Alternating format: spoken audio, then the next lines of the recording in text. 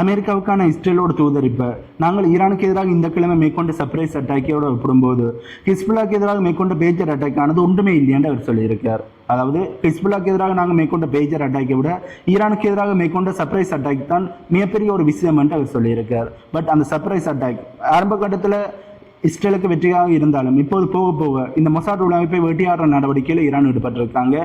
இந்த சர்ப்ரைஸ் அட்டாக்கை மேற்கொண்ட மொசாட் உளவமைப்பை இப்போது தேடி வெட்டியாடி கொண்டிருக்காங்க. இதனால் இது இஸ்ரேலுக்கு மிகப்பெரிய ஒரு பின்னடைவை ஏற்படுத்தி இருக்கு. இஸ்ரேலோட மொசாட் உளவமைப்பானது ஈரானுக்கு திறம்பட செய்யப்பட்டு கொண்டிருக்காங்க என்று சொல்ல முடியும். அதிகமாக செய்யப்பட்டு கொண்டிருக்கிறார்கள். பட் அவர்களை தேடி வேட்டியாடுகிறார்கள் என்பதை ஏற்கனவே எங்களுடைய பல வீடியோக்களில் போட்டிருந்தேன். நிறைய மொசாட் உளவாளிகளை கைது பண்ணுறது மட்டுமில்லாமல் அவர்களுக்கு தூக்கு தண்டனையும் ஈரான் தரப்பிலிருந்து கொடுத்து கொண்டிருக்கிறார்கள். அண்ட் மொசாட்டுக்காண்டு வேலை செய்கின்ற நபர்களுக்கு நாங்கள் கடுமையான தண்டனையை தருவோம் என்றும் ஈரான் தரப்பிலிருந்து மிரட்டலை கொடுத்திருந்தார்கள். இதற்கான செய்திகளை ஏற்கனவே எங்களுடைய வீடியோவில் பார்த்திருந்தோம். இப்படி இருக்கிறது தான் அமெரிக்காவுக்கான இஸ்ரேலோட தூதர் நாங்கள் இந்த சர்ப்ரைஸ் அட்டாக்கை மேற்கொண்டிருப்பது மிகப்பெரிய ஒரு விஷயம் என்று சொல்லியிருக்கார். இதே மாதிரி இன்னும் ஒரு சர்ப்ரைஸ் அட்டாக்கை இஸ்ரேலோட மொசாட் உளவமைப்பானது செய்யக்கூடிய வாய்ப்புகள் இருக்கின்ற செய்திகளும் இப்போது வெளிவர ஆரம்பிச்சிருக்கு. ஆகவே இந்த பிரச்சனை இப்போது மிக பெருசா மாறிக்கொண்டிருக்கு சொல்ல முடியும். இப்படி இருக்கையில இஸ்ரேலோட தலைநகரமாக இருக்கிற டெல்லவியூல இருந்த ஏர் டிஃபென்ஸ் சிஸ்டமானது தானாகவே ஆக்டிவேட் ஆகி மிசைல்கள் லான்ச் பண்ணியிருக்கு. மிசைல் லான்ச் பண்ணியது மட்டும் இல்லாமல் அந்த மிசைல் டெல்லவியூல விழுந்து வெடிச்சிருக்கு என்ற செய்திகளும் வெளிவந்திருக்கு. ஈரான் தரப்புல இருந்து மாசிவான எந்த ஒரு தாக்குதலை மேற்கொள்ளல. இஸ்ரேலுக்கு எதிரான மிசைல்களை லான்ச் பண்ணாத போது இஸ்ரேலோட ஏர் டிஃபென்ஸ் சிஸ்டமானது தானாகவே ஆக்டிவேட் ஆகியிருக்கு. ஆகவே இப்போது இஸ்ரேலோட ஏர் டிஃபென்ஸ் சிஸ்டம் இஸ்ரேலோட மிசைல்களையும் சுட்டு வீழ்த்துற மாதிரி தெரியல. மிசைல்கள் வராத போது தானாகவே ஆக்டிவேட் ஆகி மிசைல்களை லான்ச் பண்ணி இருக்கு. இது இஸ்ரேலுக்கு மேலும் மேலும் பின்னடைவை ஏற்படுத்தி இருக்குன்னு சொல்ல முடியும். இப்படி இருக்கையில் அமெரிக்காவோட பிரசிடண்டாக இருக்கிற ட்ரம்ப் அவர்கள் மிடில் ஈஸ்டுக்காண்டி அமெரிக்காவால் நியமனம் செய்யப்பட்ட விக்கோப் அவர்களாக இருக்கட்டும், அமெரிக்காவோட ஸ்டேட் செக்ரட்டரியாக இருக்கிற மார்க் ரூபியோ அவர்களாக இருக்கட்டும், அவர்கள் இருவரையுமே மறுபடியும் ஈரானோட பேச்சுவார்த்தையில் நடத்துவதற்கான நடவடிக்கையில் ஈடுபட சொல்லியிருக்கார். எனக்கு புரியல. முதல்ல செய்திகள் வரும்போது அமெரிக்கா இந்த போரில் களமிறங்குவாங்கன்ற மாதிரி செய்திகள் வெளிவந்தது.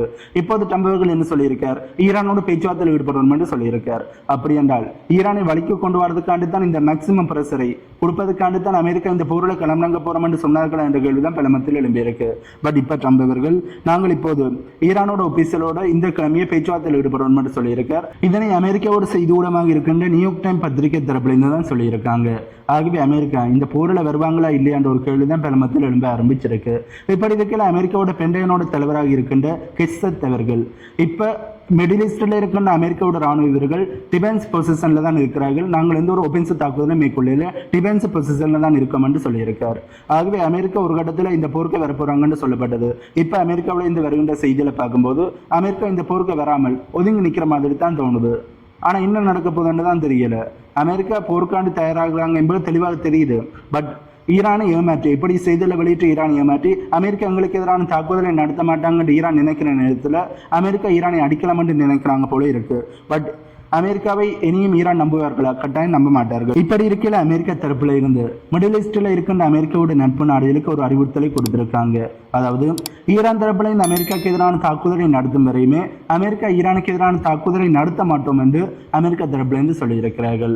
அப்படின்னு அமெரிக்கா ஈரானுக்கு எதிரான தாக்குதலை நடத்த மாட்டாங்கன்னு பார்த்தோம்னா இல்ல, நடத்துவாங்க. ஏனென்றால் அமெரிக்காவும் இஸ்ரேலும் ஒன்றாக இணைந்து பாக்ஸ் பிளாக் அட்டாக்கை முதல்ல மேற்கொள்வார்கள்.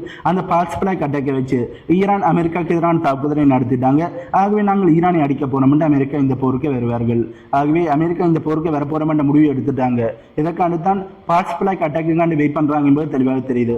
முதல்ல நாங்கள் டிஃபென்ஸ் பொசிஷன்ல தான் இருக்கோம், நாங்கள் ஒபென்சிவ் பொசிஷன்ல இல்லையாண்டு பென்டகனோட தலைவர் சொல்லியிருக்கார். மறுபக்கம் அமெரிக்கா தரப்புல இருந்து அமெரிக்காவோட நட்பு நாடுகளுக்கு நாங்கள் ஈரானுக்கு எதிரான தாக்குதலை மேற்கொள்ள மாட்டோம், ஈரான் உங்களுக்கு எதிரான தாக்குதலை மேற்கொள்ளும் வரையும் நாங்கள் ஈரானுக்கு எதிரான தாக்குதலை மேற்கொள்ள மாட்டோம் என்று சொல்லியிருக்கிறார்கள். இந்த செய்திகளை பார்க்கும்போது அனைவருக்கும் என்ன தோணும்? ஓகே, அமெரிக்கா ஈரானுக்கு எதிரான போரில் களமிறங்க விரும்பவில்லை என்பது என்ற மாதிரி தான் உங்களுக்கு தோணும். பட் பாக்ஸ் பிளாக் அட்டாக்கை மேற்கொண்ட பிறகு உங்களுக்கு என்ன தோணும்? ஈரான் தானே அமெரிக்காவுக்கு எதிரான தாக்குதலை நடத்தி இருக்காங்க, அமெரிக்கா ஈரானுக்கு எதிரான போரில் களமிறங்கிறது சரியான விஷயம் என்று உங்களுக்கு தோணும். ஆகவே இப்படியோட தோணலை ஏற்படுத்தணும் என்றதுக்கான தான் அமெரிக்கா இப்படியான செய்திகளை வெளியிட்டு கொண்டிருக்காங்க. இதனால கூடிய சீக்கிரமே நாங்கள் பாக்ஸ் பிளாக் அட்டாக்கை எதிர்பார்க்க முடியும். ஏற்கனவே கல்போப் ஓமன்ல இருந்த ஓயில் கப்பல்கள் 3 தீக்கிரையாக இருக்கின்ற செய்திகள் வெளிவந்திருந்தது. இது பாக்ஸ் பிளாக் அட்டாக இருக்கும் என்றுதான் செய்திகள் வெளிவந்திருந்தது. ஆகவே இதே விட மிகப்பெரிய ஒரு பாக்ஸ் பிளாக் அட்டாக்கை இவர்கள் செய்வார்கள் என்பதை நாங்கள் வெயிட் பண்ணி தான் பார்க்கணும். அப்படி இல்லாட்டி அமெரிக்க தரப்புல இந்த ஈரானோடு சுமூகமாக போய்விடலாம், அமைதி பேச்சுவார்த்தை மூலம் இந்த பிரச்சனையை முடித்து விடலாம் என்று யோசிக்கிறார்களான்னு தெரியல.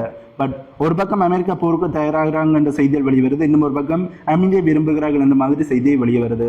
பட் இதுல எது நடக்க போகுது என்பதை நாங்கள் வெயிட் பண்ணி தான் பார்க்கணும். இப்படி இருக்கையில ஈரானோட ஃபாரின் மினிஸ்டர் அமெரிக்காவுக்கும் ஈரானுக்கும் இடையிலான பேச்சுவார்த்தையை குழப்பணும் என்றதுக்காண்டு தான் இஸ்ரேல் தரப்புல இந்த ஈரானுக்கு எதிரான தாக்குதலை மேற்கொண்டிருக்கிறார்கள் என்று சொல்லியிருக்கிறார்.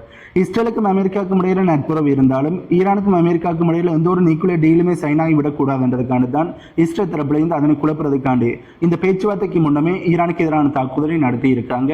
இதனை நாங்கள் ஏற்றுக்கொண்டுதான் ஆகணும். இதனால இப்ப பேச்சுவார்த்தைக்கு வரமாட்டோம் என்று ஈரான் தரப்புல இருந்து சொல்லிட்டார்கள். ஆகவே இந்த பேச்சுவார்த்தையை குழப்புறதுதான் இஸ்ரேலோட இலக்காக இருந்தது என்பதுதான் ஈரானோட ஃபாரின் மினிஸ்டரோட கருத்தாக இருக்கு. அது 100% உண்மையாக இருக்குன்னு சொல்ல முடியும். இதே நேரத்தில் இஸ்ரேல் ஈரானுக்கு எதிரான தாக்குதலை நடத்துறதுக்கு இஸ்ரேலுக்கு தேவையான உதவிகளை அமெரிக்கா கொடுத்திருக்காங்க என்பது உண்மையான விஷயம்தான். அதனை நாங்கள் ஏற்றுக்கொண்டு தான் ஆகணும். தொடர்ந்து இஸ்ரேல் ஈரானுக்கு எதிரான தாக்குதலை நடத்துவதற்கு அமெரிக்கா தரப்பிலிருந்து முழுமையான சப்போர்ட்டை இஸ்ரேலுக்கு கொடுத்து கொண்டு இருக்காங்க. இப்படி இருக்கையில் ரஷ்யாவுக்கான இஸ்ரேலோட தூதர் இஸ்ரேல் இப்போது அயன் ரை லேசர் ஏர் டிஃபென்ஸ் சிஸ்டத்தை முதல் தடவையாக பயன்படுத்த ஆரம்பிச்சிருக்க வேண்டும். இந்த லேசர் ஏர் டிஃபென்ஸ் சிஸ்டமானது எஃபெக்டிவாக வேலை செய்தாண்டு அவர் சொல்லியிருக்கார். ஏற்கனவே இஸ்ரேலோட அயன்டோமானது டம்மியாக மாறிட்டது என்பது உலகத்துக்கு தெரியும். இஸ்ரேலுக்கு அமெரிக்கா கொடுத்த தாட் ஏர் டிஃபென்ஸ் சிஸ்டமும் இஸ்ரேலில் இருக்கிற ஆரோ 3 ஏர் டிஃபென்ஸ் சிஸ்டம் டம்மியாக மாறிட்டது என்பது உலக நாடுகளுக்கு தெரிஞ்சிருக்கு. இப்படி இருக்கிறதான் அதனை மறைக்கிறதுக்காண்டி இப்போது இஸ்ரேல் தரப்பில் இருந்து தங்களுடைய அயன் ட்ரை லேசர் ஏர் டிஃபென்ஸ் சிஸ்டமானது எஃபெக்டிவாக வேலை செய்தாண்டு செய்தியில் வெளியிட்டு கொண்டு இருக்காங்க. பட் ஈரான் தரப்புல இந்த இஸ்ரேலுக்கு எதிரான மாசுவான தாக்குதலை மேற்கொள்ளும் போதுதான் இந்த லேசர் ஏர் டிஃபென்ஸ் சிஸ்டமானது எஃபெக்டிவாக வேலை செய்தா அல்லது இது அயன்டோமை மாதிரி டம்மியாக போகுதா என்பது நாங்கள் தெரிஞ்சு கொள்ள முடியும். அப்படி நாங்கள் ரஷ்யா உக்ரைன் பிரச்சனைக்கு போனோம்னா ரஷ்யா தரப்புல இருந்து உக்ரைனோட தலைநகரமாக இருக்கின்ற கீவின் மீது மாசிவான ட்ரோன் தாக்குதலை மேற்கொண்டிருக்காங்க. இந்த ட்ரோன் தாக்குதலுக்காண்டு ரஷ்யா தரப்புல இருந்து ஈரான் ட்ரோன்களை பயன்படுத்தி இருக்காங்க என்ற செய்தியில் வெளியே வந்திருக்கு. இந்த ட்ரோன் தாக்குதலை செஞ்ச பிறகு X-101 குரூஸ் மிசைலை பயன்படுத்தி கீவ்ல மாசுவான தாக்குதலை செஞ்சிருக்காங்க என்ற செய்தியும் வெளியே வந்திருக்கு. இதனால் கீவே அதாவது உக்ரைனோட தலைநகரமாக இருக்கின்ற கீவ் பகுதியை தீப்பற்றி எரிவதற்கான வீடியோஸும் இப்போ வெளியே வர ஆரம்பிச்சிருக்கு. ஈரான் தரப்புல இந்த இஸ்ரேலுக்கு எதிரான மாசுவான ஸ்ட்ரைக்கை தான் பண்ணுவாங்கன்னு எதிர்பார்த்தோம். பட் அதுக்கு பதிலாக ரஷ்யா தரப்புல இந்த உக்ரைனுக்கு எதிரான மாசுவான ஸ்ட்ரைக்கை பண்ணியிருக்கிறார்கள். எல்லாருமே இஸ்ரேல் ஈரான் பிரச்சனையை தான் பெருசாக போக்கஸ் பண்ணி கொண்டிருக்கிற இந்த சூழ்நிலையில் மறுபடியும் ரஷ்யா தரப்புல இருந்து உக்ரைனுக்கு எதிரான தாக்குதலை நடத்தி நாங்களும் இங்க போர் செய்கிறோம் என்பதை உலக நாடுகளுக்கு தெரியப்படுத்தி எங்களுக்கான போக்கஸையும் காட்டுங்கள் என்ற மாதிரி இந்த தாக்குதலானது இருந்திருக்கு என்று சொல்ல முடியும். ஆகவே ரஷ்யா தரப்புல இருந்து தொடர்ந்து உக்ரைனுக்கு எதிரான மாசுவான ஸ்ட்ரைக்கை பண்ணி கொண்டிருக்கிறார்கள். இதனால் உக்ரைனுக்கு மிகப்பெரிய சேதங்கள் ஏற்பட்டுக் கொண்டிருக்கு என்று சொல்ல முடியும். இப்படி இருக்கிற ரஷ்யாவோட ராணுவ வீரர்கள் டிபிஆர் பகுதியில் இருக்கின்ற பெட்ரோஸ்கோ என்ற வில்லேஜை கைப்பற்றி இருக்கிறார்கள் என்று ரஷ்யாவோட டிஃபென்ஸ் மினிஸ்ட்ரி தரப்புல இருந்து அனௌன்ஸ் பண்ணி இருக்காங்க. ரஷ்யா உக்ரைன் போர்ல புறன் லைன் எடுத்து பார்க்கும்போது ரஷ்யாவோட வேகமானது முன்னேற்றமானது ரொம்ப வேகமாக இருக்குன்னு சொல்ல முடியும். புறன் லைனை உடைச்சு கொண்டு ரஷ்யா வேகமாக பல பகுதியில் கைப்பற்றி கொண்டு இருக்காங்க. என்னதான் உக்ரைன் தரப்பிலிருந்து ரஷ்யாவுக்கு தீவிரவாத தாக்குதல் மேற்கொண்டாலும் ரஷ்யாவோட வேகத்தை உக்ரைனால தடுத்து நிறுத்த முடியல. தொடர்ந்து பல பகுதியில் ரஷ்யா ஆக்கிரமிப்பு செஞ்சு கொண்டிருக்காங்க சொல்ல முடியும். பல பகுதியில் பிடித்துக் கொண்டு இருக்கிறார்கள். இப்படி பிடிக்கின்ற பகுதியில் ரஷ்யா தங்களுக்கு சொந்தமாக மாற்றுவார்கள் என்பதில் எந்த ஒரு மாற்று கருத்துமே இல்லை. இப்படி இருக்கிறதான் உக்ரைன் ரஷ்யாவை தடுத்து நிறுத்த முடியாமல் மேற்குலக நாடுகள்கிட்ட உதவிகளை கேட்கிறாங்க. ஆனா மேற்குலக நாடுகள் உக்ரைனுக்கு கொடுக்க இருந்த வெப்பன்ஸையே இஸ்ரேலுக்கு கொடுத்திருக்கிறார்கள் என்ற செய்திகளை நேற்றைய வீடியோவை பார்த்திருந்தோம். ஆகவே உக்ரைன் இப்போது தனிமைப்படுத்தப்பட்டிருக்காங்க என்று சொல்ல முடியும். அதுவும் இஸ்ரேல் ஈரான் பிரச்சனையானது ஆரம்பித்த பிறகு உக்ரைன் மீது யாருமே கவனத்தை செலுத்துற மாதிரி தெரியல. இப்படி ரஷ்யா தரப்புல இந்த உக்ரைனுக்கு எதிரான தாக்குதலை நடத்தின பிறகு உக்ரைன் பதிலுக்கு ரஷ்யாக்குள்ள ட்ரோன் தாக்குதலை நடத்துவதற்கு ட்ரை பண்ணி இருக்கிறார்கள். இதுல 3 ட்ரோன்களை சுட்டு வீழ்த்தி இருக்கும் என்று ரஷ்யா தரப்புல இருந்து செய்திகள் வெளியே வந்திருக்கு. அதாவது ஆரம்ப கட்டத்தில் உக்ரைன் லான்ச் பண்ணிய ட்ரோன்கள்ல 3 ட்ரோன்களை ரஷ்யா தரப்புல இருந்து சுட்டு வீழ்த்தி இருக்காங்க. இன்னும் அதிகமான ட்ரோன்களை உக்ரைன் லான்ச் பண்ணும்போது இன்னும் அதிகமான ட்ரோன்களை சுட்டு வீழ்த்துவதற்கான தங்களுடைய ஏர் டிஃபென்ஸ் சிஸ்டங்களை ரஷ்யா ஆக்டிவேட் பண்ணுவார்கள் என்ற செய்திகள் வெளியே வந்திருக்கு. ஆரம்ப கட்டத்தில் உக்ரைன் லான்ச் பண்ணி ஒரு சில மிசைல்களை தான் ரஷ்யா தரப்பிலிருந்து சுட்டு வீழ்த்தி இருக்காங்க. இனி கூடிய சீக்கிரமே உக்ரைன் விரக்தியின் உச்சத்தால ரஷ்யாவுக்கு எதிரான அதிகமான ட்ரோன்களை பயன்படுத்தி தாக்குதலை நடத்தக்கூடிய வாய்ப்புகளும் ரொம்பவே அதிகமாக மாறியிருக்கு. ஆகவே இஸ்ரேல் ஈரான் பிரச்சனையாக இருக்கட்டும், ரஷ்யா உக்ரைன் பிரச்சனையாக இருக்கட்டும், இந்த பிரச்சனையானது இப்போதைக்கு முடிகிற மாதிரி தெரியல. தொடர்ந்து இந்த பிரச்சனையானது தொடர்வதற்கான வாய்ப்புகள் தான் ரொம்பவே அதிகமாக மாறி இருக்குன்னு சொல்ல முடியும். இப்படி இருக்கிற அமெரிக்காவோட பிரசிடண்டாக இருக்கிற ட்ரம்ப் அவர்கள் ரஷ்யாவுக்கு எதிரான பொருளாதார தடைகளை ஸ்ட்ரென்தன் பண்ணுவதற்கு எனக்கு விருப்பம் இல்லை. இந்த பிரச்சனையை அமைதி பேச்சுவார்த்தை மூலம் முடிக்கணும். இந்த பிரச்சனையில் அமைதியானது வரும், அதுவும் அமைதி பேச்சுவார்த்தை மூலம் அமைதியானது வரும் என்று தான் நம்புவதாக சொல்லியிருக்கார். பட் இந்த பிரச்சனையில் அமைதியானது வருமா என்று பார்த்தோம் அது ஒரு சந்தேகம் தான். ஆனால் துருக்கியில வச்சு ரஷ்யாவுக்கும் உக்ரைனுக்கும் இடையில் அமைதி பேச்சுவார்த்தையானது இடம்பெற்ற போது 2 சைட்டில் இருந்துமே இறந்த ராணுவ வீரர்களோட உடல்களை பரிமாற்றிக் கொள்ளலாம் என்ற முடிவை எடுத்தார்கள். அதன் அடிப்படையில் ரஷ்யா தரப்பிலிருந்து உக்ரைனோட இறந்த ராணுவ வீரர்களோட உடல்களை உக்ரைனுக்கு கொடுத்திருக்கிறார்கள். அதுவும் 6500க்கும் அதிகமான ராணுவ வீரர்களோட உடல்களை ரஷ்யா தரப்பிலிருந்து உக்ரைனுக்கு கொடுத்திருக்கிறாங்க என்ற செய்தியில் வெளிவந்திருந்தது. பதிலுக்கு உக்ரைன் தரப்பிலிருந்து வெறும் 26 ரஷ்ய ராணுவ வீரர்களோட இறந்த உடல்களை கொடுத்திருக்கிறார்கள் என்ற செய்தியில் வெளிவந்திருக்கு. ஆகவே இரண்டு தரப்புக்கும் இடையில, ரஷ்யாவுக்கும் உக்ரைனுக்கும் இடையில பேச்சுவார்த்தையினுடைய ஒரு பாசிட்டிவ் கட்டமாக இது பார்க்கப்படுது என்று சொல்ல முடியும்.